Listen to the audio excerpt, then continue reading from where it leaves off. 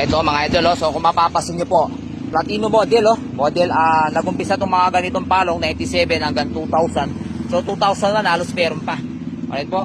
So ang motor nito, halos wala naman sira talaga. So ang gusto lang ni idol, balik alindog.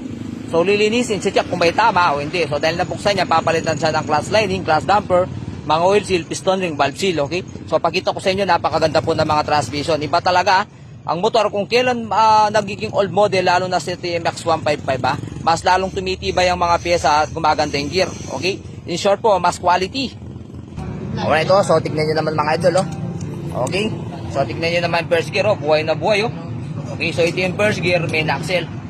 Ayan po, so halos wala pang dimple, oh. Okay, so tignan natin yung first gear, counter shaft.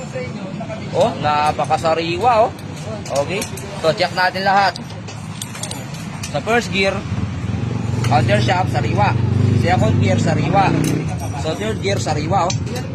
Fourth gear, sariwa. So ganun din dito sa may main axle. Napakaganda po. Yung nga, first gear.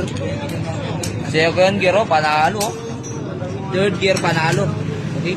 So karamihan ng Acero model na binubuksan natin, o mga CDI model, karamihan po tamado. Tercera, first gear.